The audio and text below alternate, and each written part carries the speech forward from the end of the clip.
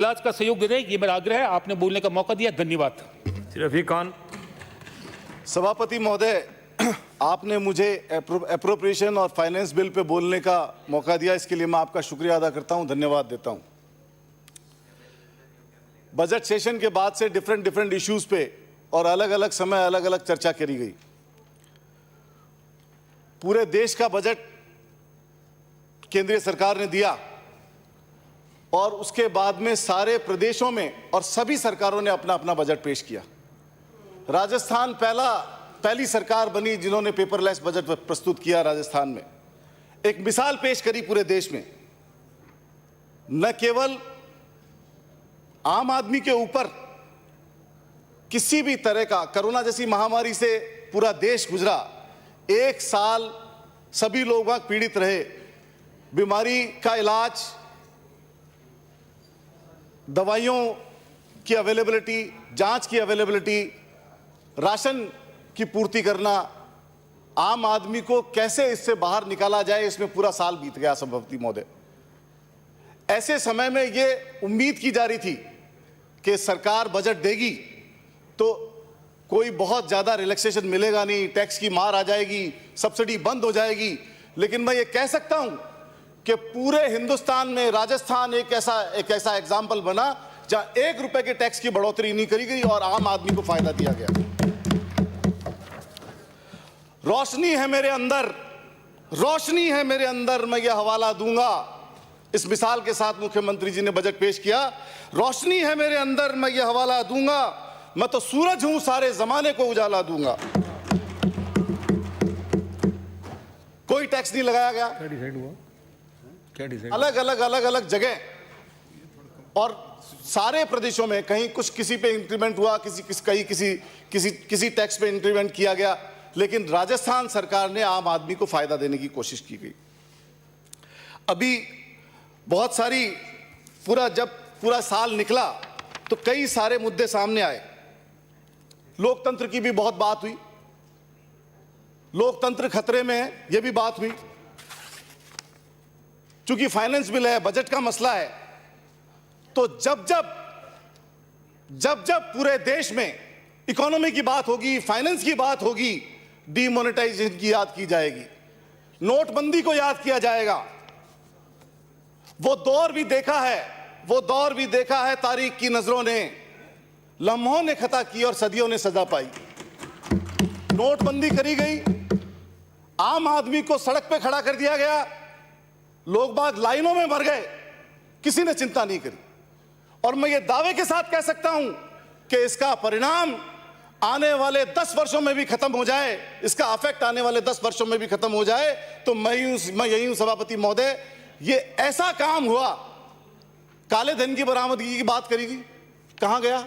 कोई काला धन नहीं आया, किसी से बात नहीं हुई। लोकतंत्र, मध्य प्रदेश में एमएलए तोड़ लिए, कर्नाटक में एमएलए तोड़े, गुजरात में खरीद फरोख्त कर ली गई, पौंडीचेरी में खरीद कर ली गई अभी ताजा, गोवा में सरकार बना दी,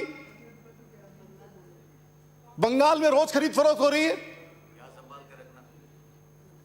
यहाँ वाले नहीं बिकने वाले हैं। राजस्थान में भी बहुत कोशिश की गई सभापति महोदय, राजस्थान में भी बहुत कोशिश की गई। यहां लिखा है सच बोलो, सच का मंदिर है, सच बोलो। झूठों ने झूठे से कहा सच बोलो, झूठे ने झूठे से कहा सच बोलो। केंद्रीय ऐलान हुआ है, सच बोलो। खरीद फरोख्त हुई, कैसे हुई? घर के अंदर, बोलना क्या इसके बाद, घर के अंदर झूठ का मंदिर है, सच बोलो। घर के अंदर झूठ की मंडी है, सच बोलो। गुलदस्ते पर महकजा लिखा है, मतलब साथ साथ लिखा है, सच बोलो। गुलदस्ते डिलीवर किए गए, बड़े बड़े गुलदस्ते आदमी उठा के ले जा रहे हैं, गाड़ियों में भर के ले जा रहे हैं। शायर कहता है, अरे गुलदस्ते में क्या है, सच बोलो। किससे खरीद कर रहे हो आप? कल मैं यहीं बैठा था सभापति महोदय, पॉइंट ऑफ ऑर्डर पे बात हुई। नेता उपनेता प्रतिपक्ष बड़ी जोर से आवाज दी उन्होंने कि देखो दया के पात्र हैं, पीछे बैठे हैं, माइनॉरिटी के 3 एमएलए एक साथ बैठे हैं। बहुत चिंता करी, मेरे को बड़ा अच्छा लगा कि साहब माइनॉरिटी की चिंता कर रहे हैं। पूरे हिंदुस्तान में एक सीट पे माइनॉरिटी को नहीं लड़ाते हो आप लोग। गुजरात में आप नहीं लड़ाते हो, मध्य प्रदेश में आप नहीं लड़ाते हो, राजस्थान में आप नहीं लड़ाते हो, हरियाणा में नहीं लड़ाते हो, दिल्ली में नहीं लड़ाते हो। आ रहा हूं मैं फाइनेंस पे, आ रहा हूं। आप करने दो, क्या पॉलिटिकल भाषण काय को दे रहे हो? ये आज फाइनेंस बिल पे बोल रहे हैं। सभापति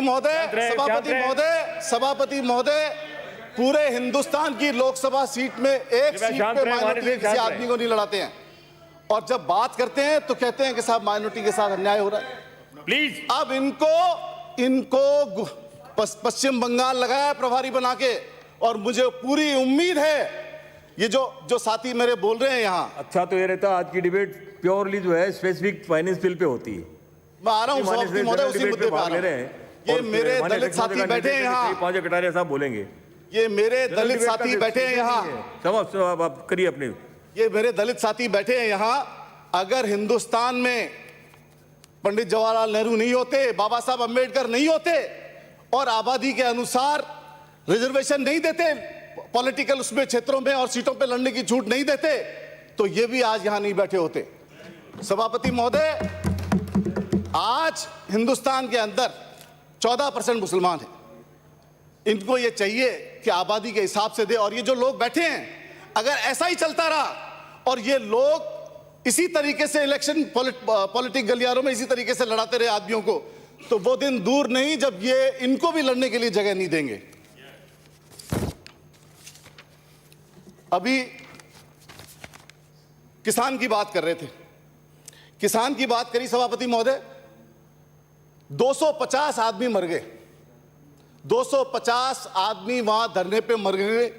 इन लोगों ने कोई परवाह नहीं करी, एक आदमी ने किसानों के प्रति संवेदना नहीं जताई, और ये नहीं कहा कि जो मर गए हम उनको श्रद्धांजलि देते हैं। कृषि पे राजस्थान सरकार ने बजट दिया, हमने 27% की बढ़ोतरी करी, और इन्होंने क्या किया सभापति महोदय? इन्होंने 6% की कटौती करी किसानों के खर्चे के ऊपर। 2020-21 के बजट में इन्होंने 6% की कटौती करी सभापति महोदय। एजुकेशन की बात आई, हमने एजुकेशन के ऊपर 17% की बढ़ोतरी करी, यहां सिर्फ 9% की बढ़ोतरी करी है केंद्र सरकार ने।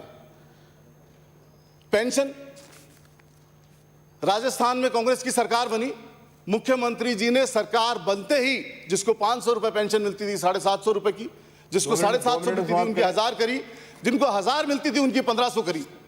लेकिन सभापति महोदय, इन्होंने वहां भी 7% बजट कम कर दिया।